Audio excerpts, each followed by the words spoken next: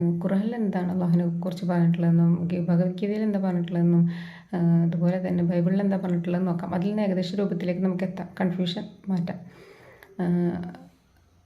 അള്ളാഹുവിനെ കുറിച്ച് വിശുദ്ധ ഖുർആനിൽ പറയുന്നത് അള്ളാഹു നൂറു സമാവാത്തി വല്ലാതെ കമ്മാസല് നൂരിഹി മിഷ്കാത്തും ഫി മിസ്ബാഹ് എന്നൊരു ആയത്തുണ്ട് ഖുർആനിൽ. അതിൽ എന്താ പറഞ്ഞിട്ടുള്ളതെന്ന് പറഞ്ഞിട്ടുണ്ടെങ്കിൽ അള്ളാഹു എന്ന് പറഞ്ഞാൽ ആകാശഭൂമികളുടെ പ്രകാശമാണ്. ആകാശഭൂമികളുടെ പ്രകാശമാണ്. അതെങ്ങനെയാണ് ഒരു വിളക്കുമാടത്തിൽ നിന്നൊരു വിളക്ക് പ്രകാശിക്കുന്നത് പോലെ അത് ഈ ലോകത്തിന് മുഴുവൻ വെളിച്ചം നൽകുന്നു എന്നാണ് അള്ളാഹുവിനെ കുറിച്ച് പറയുന്നത്.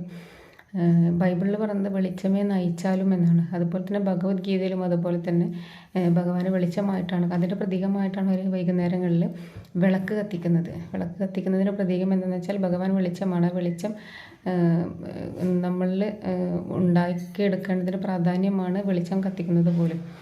അപ്പോൾ അങ്ങനെയാണ് എല്ലാ മതങ്ങളിലും പ്രകാശമായിട്ടാണ് ഭഗവാൻ പടച്ചതമ്പുരാനെ പറയുന്നത്. അപ്പോൾ നമുക്ക് ഏകദേശം ആ ഒരു കാര്യത്തിൽ നമുക്ക് ഈ ലോകം മുഴുവൻ സൃഷ്ടിച്ച് പരിപാലിക്കുന്ന മഹത്തായൊരു ശക്തി, ആ ഒരു പ്രകാശ ശക്തി അങ്ങനെ തന്നെ പറയാം. നമുക്ക് പറയാം മൂസാ നബി കണ്ട പ്രകാശം അല്ലേ.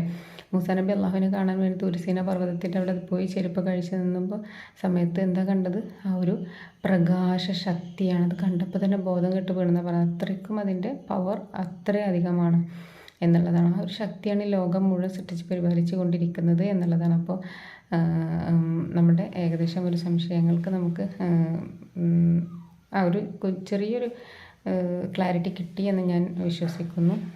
ഇനിയും ഇതുപോലെയുള്ള കുഞ്ഞു കുഞ്ഞു വീഡിയോസിൽ